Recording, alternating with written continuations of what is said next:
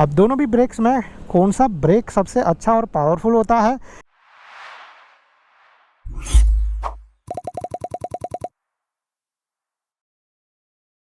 तो दोस्तों and welcome to our channel. कैसे आप लोग? आज इस वीडियो में मैं आप लोगों को बाइक के ब्रेक्स के बारे में बताने वाला हूँ। बाइक में ब्रेकिंग कैसे करना है, बाइक के ब्रेक्स क्या होते हैं, किस तरीके से यूज़ करना चाहिए, क्या उनसे कौन से टाइप के ब्रेक्स आते हैं, सेफ्टी के लिए उसके अंदर क्या क्या चीज़ आता है, और बाइक के ब्रेक्स जो है वो बहुत ही ज़्यादा इम्पॉर्टेंट होते हैं और उनको किस तरीके से यूज़ किया जाए, किस तरीके से पकड़ा जाए, किस तरीके से जो प्रेस किया जाए, ये सारी डिटेल्स मैं आप लोगों के साथ इस वीडियो के अंदर शेयर करने वाला हूँ। तो मैं ये पूरा सीरीज़ बना रहा हूँ। अगर आप लोगों को जो है वो बाइक के रिगार्डिंग और भी डाउट्स है तो आप लोग ये पूरा सीरीज़ देख सकते हो। अगर आप लोगों को एक्सपीरियंस है तभी भी आप लोग ये सीरीज़ देख सकते हो, जिससे आप लोगों को जो है वो बहुत सारी इन्फॉर्मेशन मिल जाएगी। अगर कुछ नहीं होगी तो एक्स्ट्रा पता चल जाएगा, और अगर है तो आप लोग उसको मास्टर कैसे कर सकते हो वैसे भी आप लोगों को आइडिया आ जाएगा। तो पहले हम लोग यहाँ पर बात करते हैं बाइक के ब्रेकिंग के बारे में। तो बाइक के अंदर जो ब्रेक्स होते हैं उनका मेन पर्पस ये होता है कि बाइक को स्लो करना, रुकाना, और या फिर जो है वो आप लोग अगर जैसे इस जगह पे रुके हो और आप लोगों की बाइक को आप लोगों को स्टेडी रखना है, तो आप लोग ब्रेक प्रेस करके रखोगे तो आप लोगों का बाइक जो है वो आगे पीछे नहीं जाएगा, जैसे अभी ये आगे पीछे जा रहा है वैसे। तो ये जो है वो बाइक के ब्रेक्स का काम होता है। बाइक के अंदर जो है वो दो तरीके के ब्रेक्स आते हैं। पहला आता है डिस्क ब्रेक, दूसरा आता है ड्रम ब्रेक। तो ये दोनों भी ब्रेक्स जो है वो अलग अलग बाइक्स में अलग अलग तरीके से होते हैं। फॉर एग्जांपल कि अगर आप लोग जो है वो लोअर सीसी की बाइक्स में जाओगे तो उनके अंदर जो है वो ड्रम ब्रेक का सेटअप आप लोगों को देखने के लिए मिल जाएगा।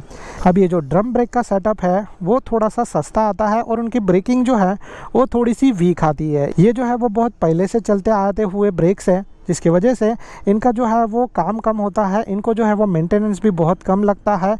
बट ये जो ब्रेक है वो जल्दी से ख़राब भी हो जाते हैं और ये सस्ते भी आ जाते हैं।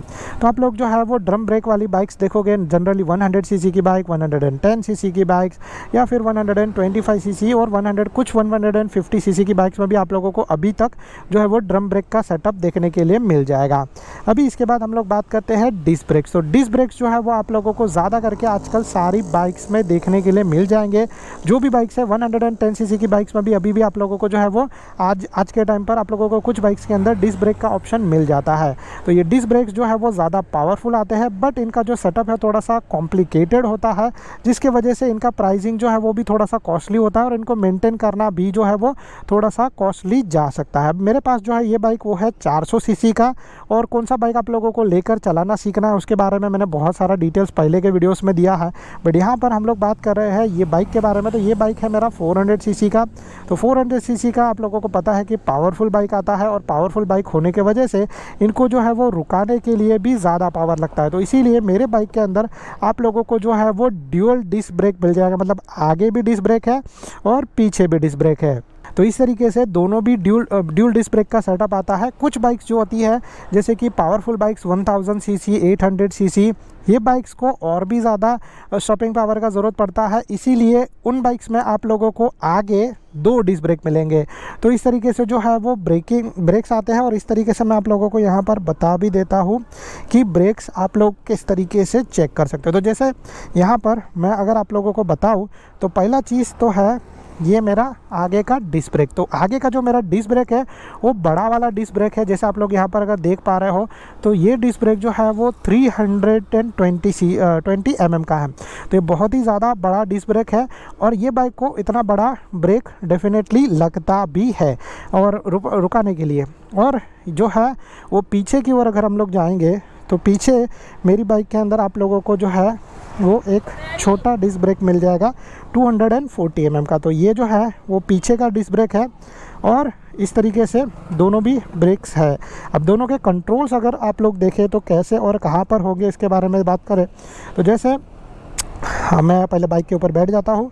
तो ये अभी हम लोग बाइक के ऊपर बैठ चुके हैं, और बाइक के डिस्क ब्रेक्स को आप लोग कंट्रोल कर सकते हो अपने एक राइट हैंड के ज़रिए, दूसरा आप लोगों के लेग के ज़रिए।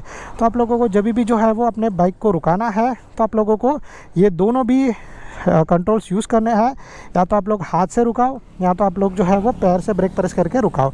अब दोनों भी ब्रेक्स में कौन सा ब्रेक सबसे अच्छा और पावरफुल होता है, तो इन चीज़ों के बारे में मैं आप लोगों को बताऊं तो सबसे सिंपल चीज़ ये है कि बाइक के अंदर आगे का जो ब्रेक आता है वो सबसे ज़्यादा पावरफुल होता है, उसका स्टॉपिंग पावर सबसे ज़्यादा होता है। बट बाइक के अंदर सबसे ज़्यादा एक्सीडेंट भी होते हैं वो फ्रंट ब्रेक को सही तरीके से ना यूज़ करने की वजह से होते हैं, जिसमें बाइक का फ्रंट व्हील जो है वो लॉक हो जाता है और आप लोगों का बाइक स्कीड मार के गिर जाता है। और इसी के लिए जो है वो एक टेक्नोलॉजी इन्वेंट किया है जिसका नाम है ABS। तो अगर आप लोग यहाँ पर देखोगे तो यहाँ पे बाइक में लिखा है ABS। तो अभी ये ABS ऑन नहीं है, ये जो इंडिकेटर आप लोगों को दिख रहा है चालू है, इसका मतलब अभी ये इंडिकेटर बता रहा है कि आप लोग आपका मतलब मेरे बाइक का जो ABS है वो एक्टिव नहीं है। उसको एक्टिव करने के लिए मुझे अपनी बाइक को कम से कम जो है वो 5 किलोमीटर पर आवर तक की स्पीड पे चलाना पड़ेगा। उसके बाद ये इंडिकेटर ऑफ हो जाएगा और मेरा ABS एक्टिव हो जाएगा। ये चीज़ बाइक्स में, कार्स में सेम होता है, चाहे आप लोग कोई भी बाइक ले लो, चाहे आप कोई भी कार ले लो, जनरली जो है वो ये सेटअप इसी तरीके से होता है। और बाइक के अंदर दो और तरीके के ABS आते हैं। पहला आता है सिंगल चैनल ABS, दूसरा आता है ड्यूअल चैनल ABS। तो सिंगल चैनल ABS यानी कि आप लोगों के सिर्फ फ्रंट व्हील के अंदर ABS होगा, पीछे के टायर के अंदर ABS नहीं होगा। तो आगे के टायर आप लोगों का स्किड नहीं मारेगा, लॉक नहीं होगा और आप लोग गिरोगे नहीं। बट पीछे का टायर जो है वो लॉक हो सकता है और आप गिर सकते हो। तो आप लोगों को पीछे का ब्रेक ऑलवेज थोड़ा सा केयरफुली यूज़ करना पड़ता है। बट कुछ बाइक्स के अंदर आप लोगों को जहाँ पर आप लोगों को ड्यूअल डिस्क ब्रेक मिलेंगे वहाँ पे आप लोगों को ड्यूअल चैनल ABS भी मिल जाएगा, मतलब आगे भी ABS और पीछे भी ABS, जैसे मेरी बाइक के अंदर है। तो अगर आप लोग जो है वो बाइक चलाते रहोगे, आप लोगों ने पीछे का ब्रेक हार्ड प्रेस किया तो आप लोगों का व्हील नहीं लॉक नहीं होगा। अगर आप लोगों ने आगे का ब्रेक हार्ड प्रेस किया तभी भी आप लोगों का व्हील लॉक नहीं होगा, आप लोग गिरने से बच जाओगे और आप लोग सही तरीके से आराम से अपना बाइक को रुका भी सकते हो। अभी इन ब्रेक्स को किस तरीके से प्रेस करना है उसके बारे में बात करें तो सबसे पहले हम लोग जो है वो ये लीवर का बात कर लेते हैं। तो ये जो है वो है अपना ब्रेकिंग लीवर, और इसको आप लोग जो है वो अपने हिसाब से यूज़ कर सकते हो।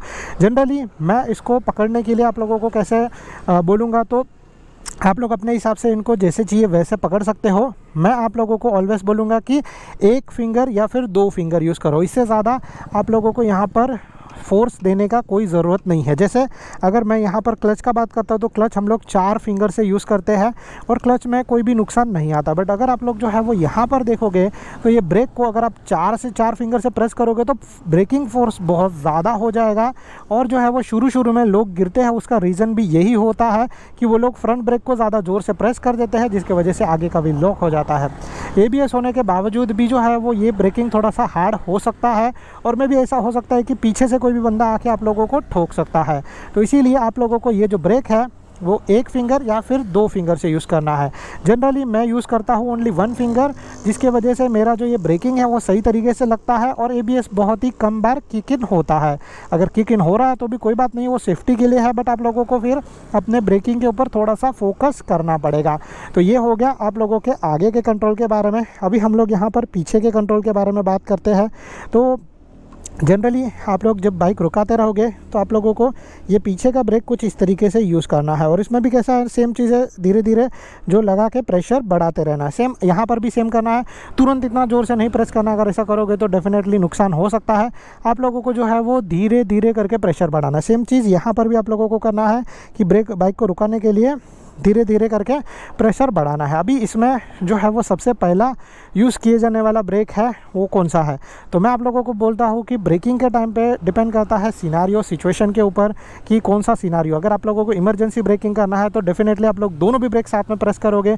और ऐसा भी हो सकता है कि इमरजेंसी ब्रेकिंग में आप लोग फ्रंट ब्रेक पहले प्रेस कर दो, क्योंकि ये जो है वो थोड़ा सा हड़बड़ाने वाला सिचुएशन होता है, तो वहाँ पर आप लोग थोड़ा सा ऊपर नीचे कर सकते हो। बट आप लोगों का मेन पर्पस ये होना चाहिए कि आप लोगों का बाइक सही तरीके से रुक जाए। तो अगर आप लोगों ने वो टाइम पे पहला फ्रंट ब्रेक प्रेस किया फिर रियर ब्रेक प्रेस करके जो है बाइक को रुकाने का कोशिश किया, कोई बात नहीं है। सही तरीका एक्चुअली ये है कि पहले आप लोग रियर ब्रेक प्रेस करो फिर फ्रंट ब्रेक प्रेस करो, और जैसे जैसे आप लोगों का बाइक स्लो होते जा रहा है वैसे आप लोग ब्रेक पे प्रेशर बढ़ाते रहो, जिससे आप लोगों का बाइक जो है वो सही तरीके से रुक जाए। और एक बार स्पीड जो है वो कम हो जाता है, मतलब बाइक का स्पीड 10 या 15 के नीचे आ जाता है, तो आप लोगों को सिंपल सी पहली चीज़ यही करनी है कि आप लोगों को जो है वो रियर ब्रेक छोड़ देना, क्योंकि आप लोगों को बैलेंस भी करना पड़ेगा, नहीं तो आप गिर जाओगे। तो ये जो सीन है वो आप लोगों के ब्रेकिंग के टाइम पे होता है। अभी जो है वो रियर ब्रेक आप लोग ज़्यादा करके तब यूज़ करोगे, यानी कि ये पीछे का ब्रेक, जब भी जो है वो आप लोगों को अपने बाइक को स्लो ट्रैफिक में चला रहे हो और वहाँ पे आप लोगों को अपने बाइक को रुकाना है। तो जैसे मैं स्लो ट्रैफिक में चला रहा हूँ यहाँ पर, तो मैं पहले रियर ब्रेक से अपना बाइक के ब्रेक को थोड़ा सा यूज़ करूँगा। अगर जो है वो पूरा का पूरा स्टॉप इन ट्रैफिक है तो मेरे दोनों भी पैर नीचे रहेंगे, तो वो टाइम पे मैं सिर्फ ओनली फ्रंट ब्रेक यूज़ करूँगा। तो जैसे मैंने आप लोगों को बोला कि अलग अलग सिनारियो में अलग अलग तरीके से ब्रेकिंग यूज़ किया जाता है, तो ये चीज़ जो है वो आप लोगों को इस तरीके से समझना है।